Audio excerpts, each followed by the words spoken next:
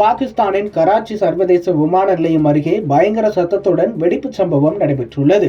குண்டு வெடிப்பு ஏதேனும் நடைபெற்றதா அல்லது வேறேதேனும் விபத்தா என பாதுகாப்பு அதிகாரிகள் விசாரணை நடத்தி வருகிறார்கள். விரைவில் பாகிஸ்தானில் ஷாங்காய் ஒத்துழைப்பு மாநாடு நடைபெற உள்ள நிலையில் இந்த சம்பவம் பரபரப்பை ஏற்படுத்தியுள்ளது.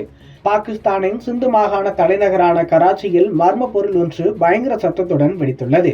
விமான நிலையம் அருகே இந்த சம்பவம் நடைபெற்றுள்ளது. கராச்சி நகரமே குலுங்கும் அளவுக்கு பயங்கர சத்தம் கேட்டதால் சம்பவம் நடைபெற்ற இடத்திற்கு அருகே வசித்த மக்கள் பீதியில் உறைந்தனர். நிகழ்விடத்திலிருந்து கரும்புகை வெளியேறும் காட்சிகள் அங்குள்ள ஊடகங்களில் வெளியாகியுள்ளன. கராச்சி நகரில் பல்வேறு பகுதிகளிலும் அடுத்தடுத்து வெடிப்பு சம்பவம் நடைபெற்றதாக சொல்லப்படுகிறது. இது வெடிகுண்டு தாக்குதலா அல்லது வேறேதேனும் வெடிப்பு சம்பவமா என்பது பற்றி தற்போது வரை உறுதியான எந்த தகவலும் வெளியாகவில்லை. கராச்சி விமான நிலையம் அருகே ஏற்பட்ட வெடிப்பு சம்பவத்தால் 7 பேர் படுகாயங்களுடன் மருத்துவமனையில் அனுமதிக்கப்பட்டுள்ளனர்.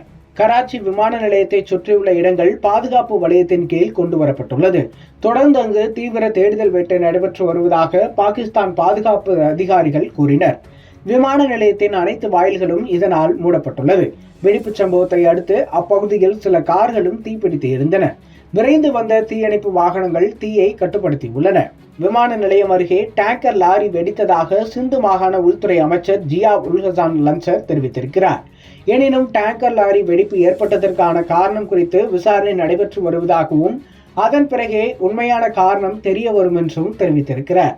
பாகிஸ்தானில் வரும் 15ஆம் தேதி ஷாங்காய் ஒத்துழைப்பு மாநாடு நடைபெற உள்ளது குறிப்பிடத்தக்கது. இந்த மாநாட்டில் இந்திய வெளியுறவுத்துறை அமைச்சர் ஜெய்சங்கர் உள்ளிட்ட வெளிநாட்டு தலைவர்கள் அந்த நாட்டிற்கு பயணம் மேற்கொள்ள உள்ளனர். இதனால் பாகிஸ்தானில் பலத்த பாதுகாப்பு ஏற்பாடுகள் செய்யப்பட்டுள்ளன.